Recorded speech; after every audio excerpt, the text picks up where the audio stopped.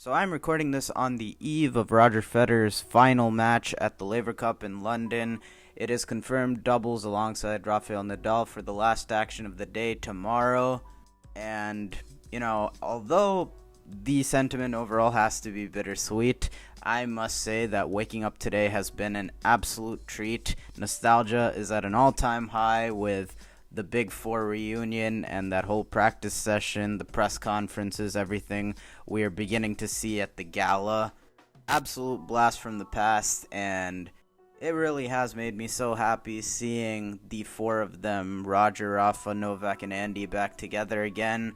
A lot of great content today with all their interactions, banter, all of that, and in the end, I think given what we know now with Federer being unable to participate in competitive pro singles play anymore, I think that ironically, although probably not intended, this is about as good a setting as you can get for Roger Federer's last dance. You've got the four figureheads of the golden era of men's tennis back together again after all these years, and all that each of them have respectively gone through as they near the tail end of their careers. And as a result, it's been a lot of fun seeing the whole tennis community pretty much at large just having a lot of fun and really just united at this point. So on that note, I'm going to get into the premise of this video on the eve of Federer's last pro match. I have decided to unveil the 5 moments that I consider to be my favorite of Roger Federer's career. I do have to preface that I really cannot have the same type of appreciation as someone who actually watched those years about, really the period of Roger Federer's peak dominance. The simple fact of the matter was I wasn't watching that intently at the time. Nonetheless, I will try and encapsulate what I can, even if I'm referencing to a point in time where I wasn't as much of a diehard tennis fan. And funny enough, the one moment that I'm going to refer to that I really have no recollection of just off of memory is my number 5 slot, and that would be 2003 Wimbledon with Federer's maiden Grand Slam title.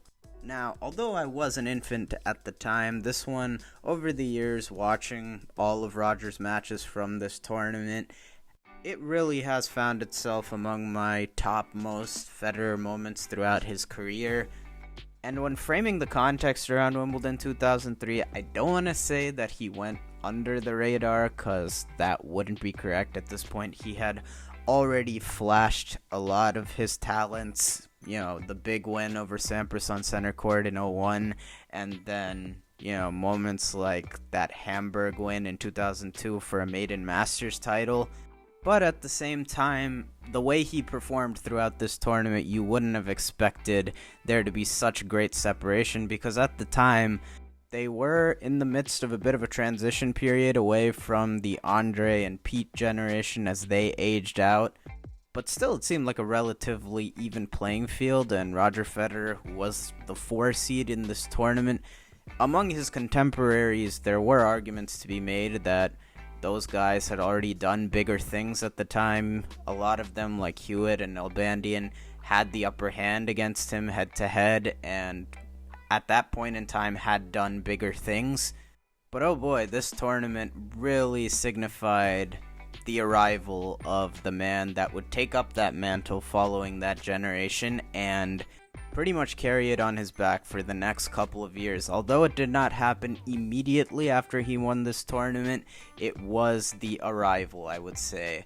And watching Roger Federer's matches from this tournament, you would never have known that this guy had never been past the quarterfinal of a major and only been to 2 major quarterfinals to that point. Yet, pretty much out of the blue for those 2 weeks, during that fortnight, Roger Federer, it just completely clicked for him on all cylinders. Only dropped the 1 set all tournament, and I think that's completely representative of his level, especially those last 2 matches against Roddick and then Philippoussis. That semi against Roddick has its argument as the best match Federer's ever played on grass. It really had to be mind-bending stuff to watch at the time. set the tone right then and there of what would be the theme in their following matchups for the most part in majors. And then that awesome form carried into the final as well, won a match that I don't think was really as close as the scoreline suggested. Obviously, the first major always is going to hold a special part in the player's mind. I think that Roger has expressed that throughout his career, how much that one stands out to him.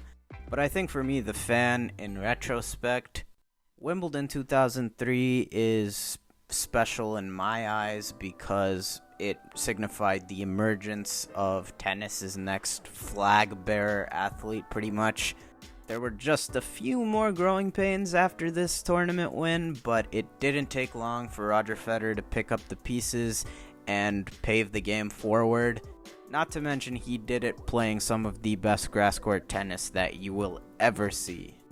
Okay, so up next, it's not exactly a singular moment, but rather a group of moments that I categorized under one umbrella. These tournaments all represent the same kind of idea that became a theme late into Roger Federer's career. Essentially, that was the revamped version of Federer post-2013, where after that season, it seemed like Federer really went back to the drawing board and overhauled his game in a way, got the new racket, obviously, and pretty much taking on a new hyper-aggressive mindset that really didn't have him sticking to the baseline as much as he once did. Net play and arguably serve were improved. Became more willing to consistently hit over his backhand and take it on the rise. All of that made for some very entertaining stretches where he was really zoning. And of course, once he got to this stage of his career, it became a bigger and bigger factor that he was 5 and 6 years older than his fellow GOAT contemporaries in Nadal and Djokovic.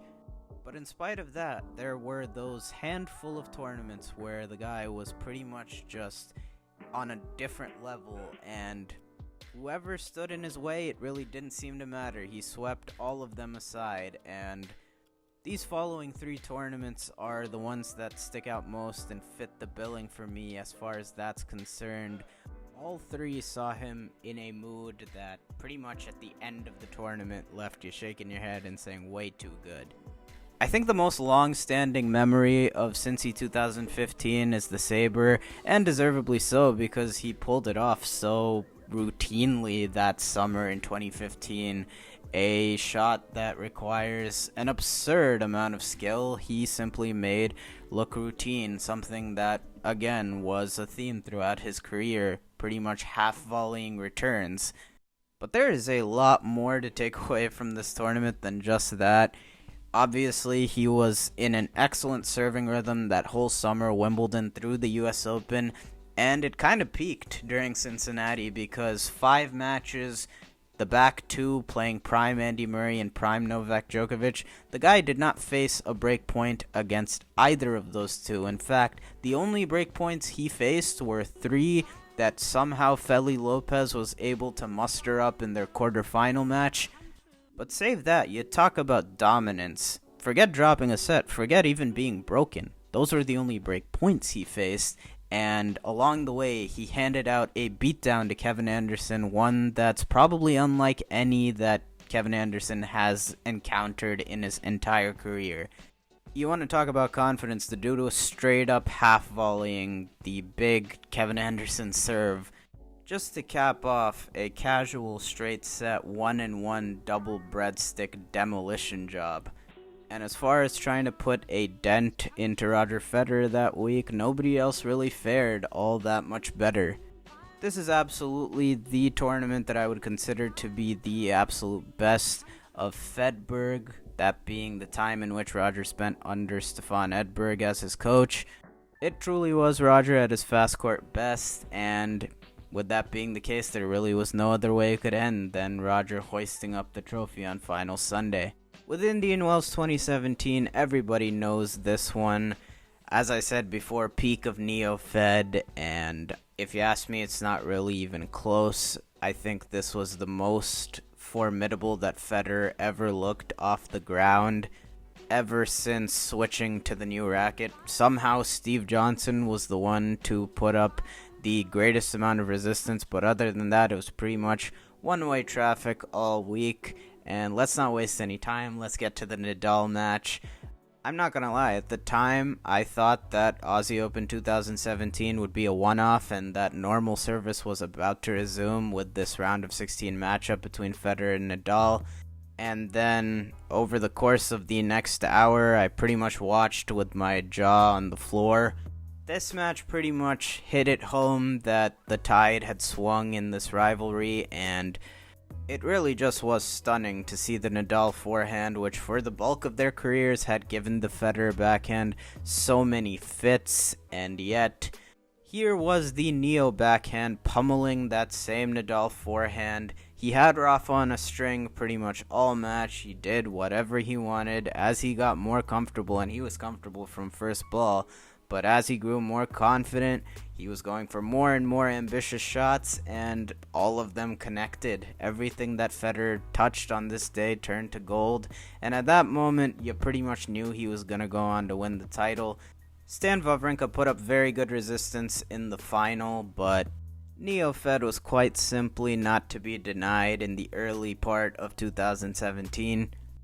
I won't spend as much time on Miami 2019, I just think it deserves some acclaim because the guy was 37 and almost pulled off the Sunshine Double, played excellent throughout this Miami tournament after an error-filled opening match against Radu Albat, but following that, the old master dished out a final couple of lessons considering 2019 really was the last full year of Roger Federer on tour, and it still had his flashes of absolute genius, and they came in a flurry at the end of this tournament.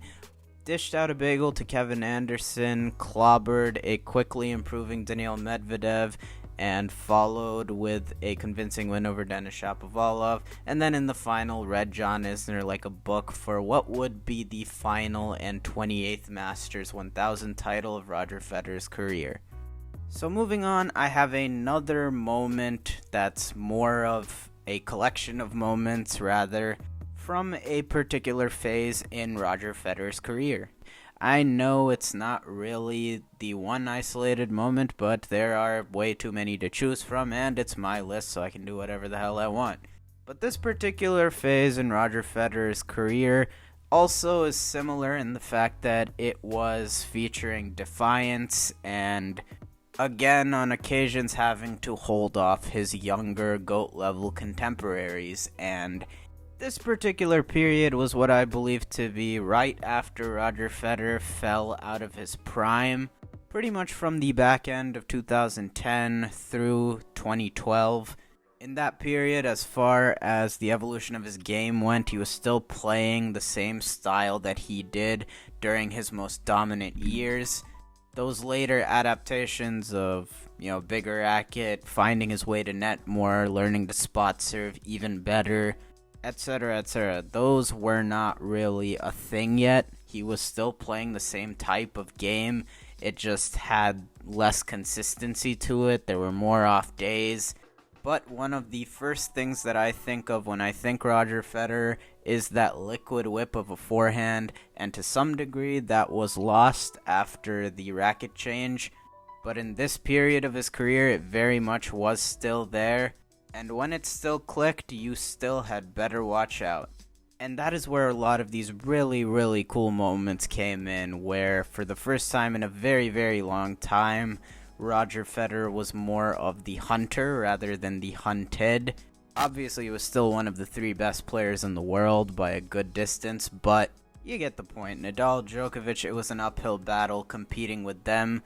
And yet, so many times Roger Federer more than held his own. I want to start with the Tour Finals in 2010. It's been over a decade since Federer last claimed the World Tour Finals in 2011, but his long-standing consistency till his last appearance at that tournament, as well as past dominance at the Masters Cup / World Tour Finals, has been unparalleled. And 2010 World Tour Finals stands out as perhaps his best run ever at that tournament. You look at the roster of the people that he beat: David Ferrer, Andy Murray, Robin Soderling, Novak Djokovic, and Rafael Nadal. It's utterly staggering, and he beat all of the other members of the Big Four at the time. And what's more is that most of them weren't really even close. Unfortunately for me as a Nadal fan, this is probably the best opportunity he will ever get and the best that he ever has played to win the World Tour Finals in 2010. Unfortunately for him, God mode Roger Federer awaited him in the final. At least he can say he got a set, because Roger Federer sliced through the rest of that field like a knife through butter. It was a flash of prime Federer glory in a year that was bookended by flashes of prime Federer glory, in a year that otherwise saw some slippage from his prior consistency marks, along with a couple of strange losses and even injury concerns in the middle. 2011, everybody knows the number one signature moment from this period. Federer rolled back the years at the French Open, played one of his best French Opens ever, and then saved one of the signature wins of his career for the semifinals. Novak Djokovic at the time, I believe, one match shy of tying John McEnroe's 42-match win streak to open a year at 41. At this point, Rafael Nadal on clay had even failed to stop him. Looked like we were on a collision course to get the two of them again. It did seem like a foregone conclusion until, in that second semifinal, Roger Federer put the world on notice and reminded everybody just who he was. This is one of the greatest serving performances of all time, and definitely some of the best defense that Roger Federer has ever played in a tennis match. Absolutely vintage stuff, and to make his serve as imposing as it was on a clay court against the greatest returner of all time, it speaks volumes to the performance. Enough cannot be said about it. One of the clutchest matches Federer has ever played, and this is really where I differentiate this period from the aforementioned 2014 and on period. When everything was flowing here, he still resembled a lot of the player that he was from 04 to 07. I've said it before, but peak Roger Federer really was much more of a baseliner than you would realize if you were just going off of the last 5-6 years of his pro career.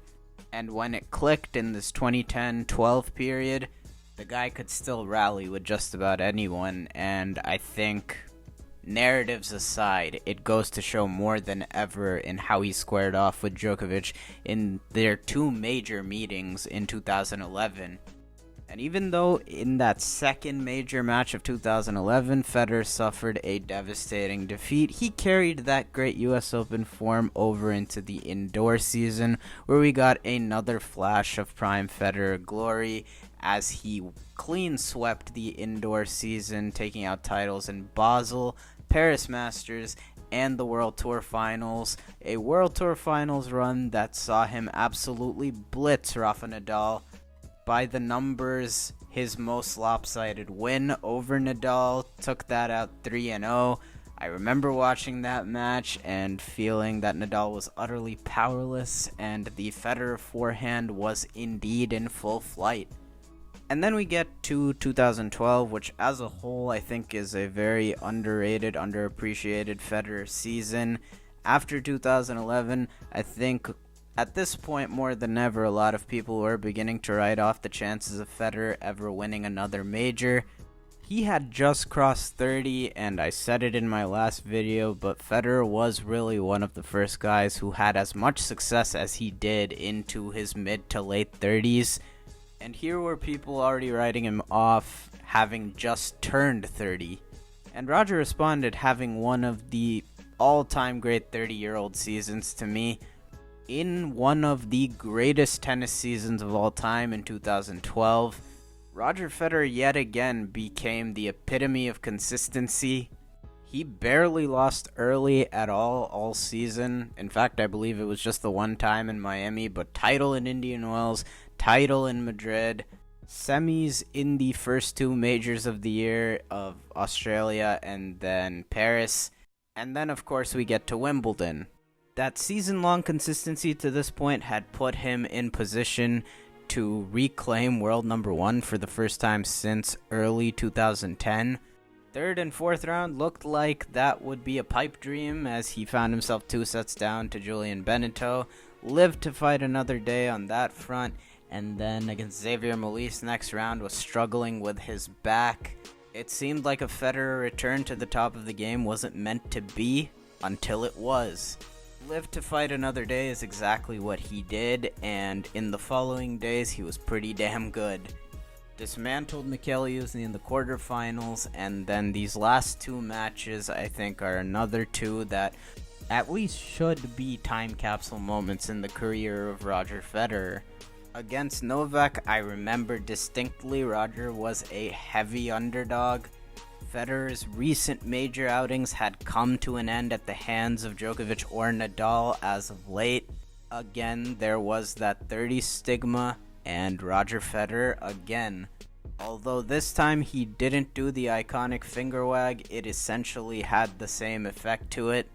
He produced another out-of-this-world serving performance against Novak that day. He really had nothing left to prove at this point, but it was another one of those remember me performances from this period. And the job wasn't finished in the slightest. Andy Murray was in some of the best form of his life.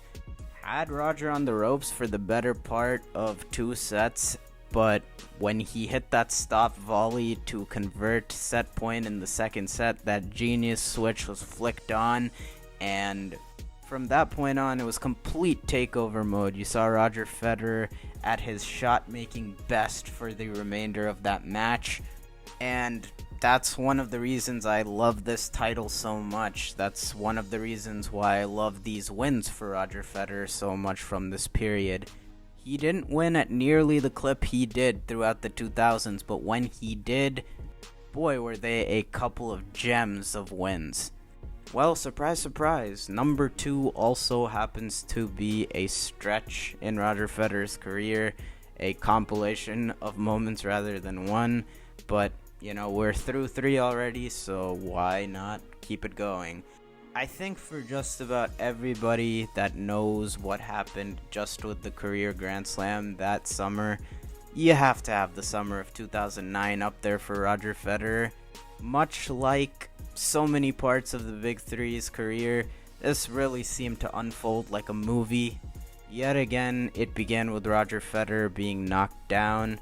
You got the first rumblings around then that he was on the downside of his career, with 2008 seeing the guy that had unanimously been the best player in the world for the better part of the last 5 years finally having his top spot usurped from him. And to just rub salt in the wound, 2009 didn't look like it was going to get much better. It looked like more of the same, in fact, with the guy that was the new number 1 and who had his number at the time, with Nadal snatching away the Australian Open from him in heartbreaking fashion, following up Rafa having taken his own turf from him at Wimbledon the prior year.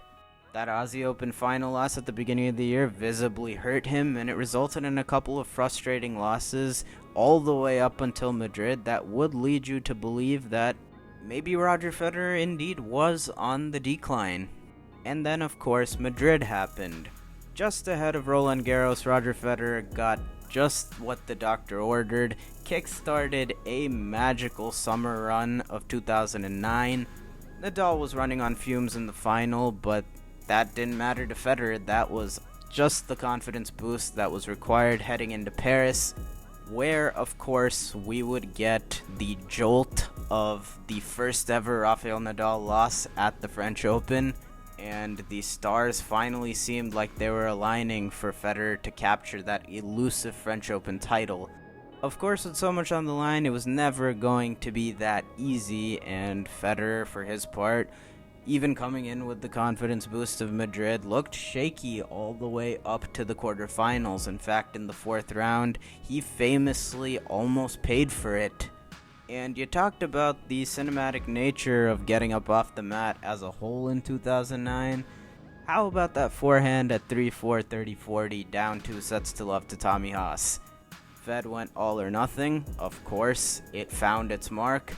To this day, it can be considered the most important shot of his career. And from that point forward, the real Roger Federer was present throughout the rest of Roland Garros 2009. Obviously still faced a stern test from a primed and ready to win a Grand Slam, in his own words, Juan Martín del Potro.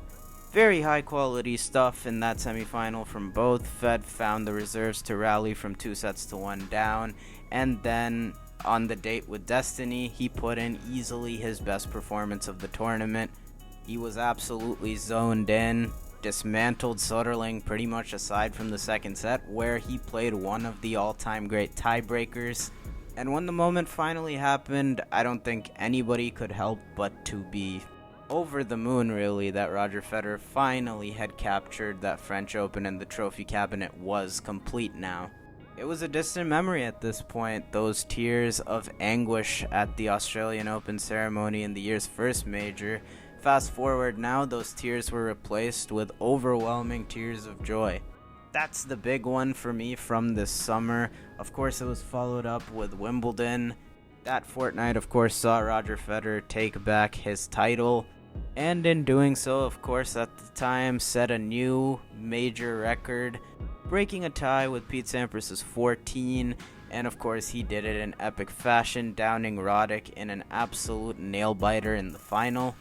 And then finally, I do want to talk about Cincinnati that year because it was my first year going to the tournament in 2009 at the Western Southern Open. I wouldn't call it a particularly important tournament in Roger Federer's career, but for someone that was just getting into the sport at the time, it was an awesome experience for even 8-year-old me who was trying to capture every autograph that I could. Even as young as I was, I could tell at that time that this guy had a different type of gravity about him. The crowds cheered that much louder for him. People wanted his autograph that much more. That aura was just different about him, and honestly, if I wasn't so enthralled by the Spaniard with the long hair and cool-looking forehand, my allegiance probably would have laid with the man who seemingly floated on a tennis court.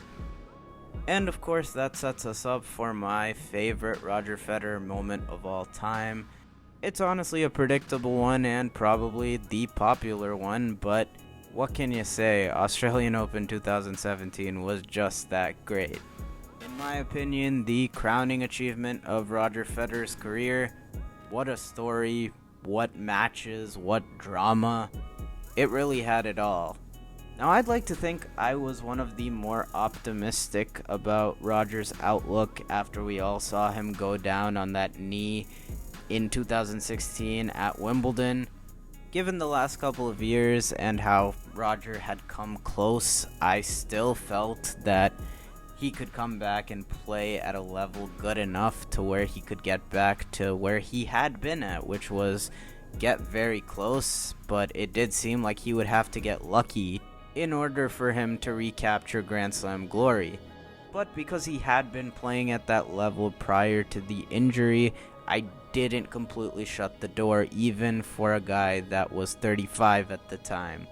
That being said, nothing could have prepared me for Australian Open 2017. I saw that draw and I legitimately had Federer going out to Tomas Berdych in the third round.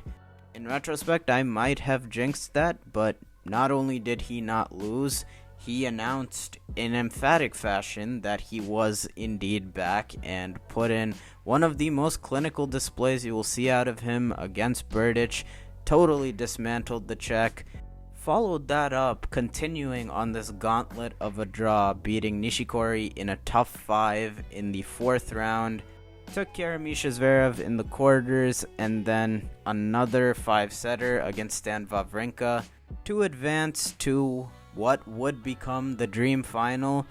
It seemed like the days for Rafa Roger Grand Slam finals were long gone, but each among their own set of trials and tribulations had made their way all the way back, each maneuvering a couple of epics to get to the final. I don't think I've ever had that type of pre-match buzz going into a match ever since or before. Not just the entire world, but just about the entire sporting world had their eyes transfixed on this dream final. Before this match, I really did think that Nadal was looking great for number 15. It was probably to the point of overconfidence, I can't even lie. And from early first set, I could tell we were about to have our hands full. By the third set, I had honestly recognized that this time felt different. At that point, I was honestly like, it was a great run. He just played too good. But of course, that was never going to be it. It was written in the stars. This one had to go 5 sets. And yes, after those first couple of holds Nadal got after getting the opening game break, I absolutely thought we got him right where we want him. Rafa is really about to do it to him again. Well, unfortunately, Roger Federer had different ideas. He was completely undeterred that Nadal had snuffed out those opening couple of break points that Federer had in his first couple of service games. That unrelenting pressure just kept on coming, and there was only so long that Nadal could hold it off. He did his absolute best. But those last 5 games of that 5th set happened to be a perfect microcosm of that notion that Rafa and Tony often have thrown around, that Roger Federer has the capability to just make you a bystander at certain points in matches where really your only hope is just to try and weather the storm, and if it doesn't come, well, you just have to tip your cap. And in the moment, it was absolutely heartbreaking. But that will never get in the way of how I assess this win. When the chips were down against his nemesis, this time Roger Federer came up with the goods. In fact, he came up with arguably his best set ever given the circumstances. Did this all after not playing the last 6 months of 2016 and coming in with only the match prep of Hopman Cup. It really is just straight out of a fairy tale, and there's no doubt it will always stand out as one of the cornerstones and defining moments in the vast career of Roger Federer. And yeah, those are my 5 favorite Roger Federer moments over the course of his career. I hope that Roger is able to completely enjoy and take in tomorrow. Will be bittersweet scenes, no doubt, but also should be epic. It's been an absolute pleasure over the course of my life to watch Roger Federer share his gift with the world. Just a hell of a ride, and I know all of us will be watching tomorrow, so enjoy, and I will see y'all in the next one.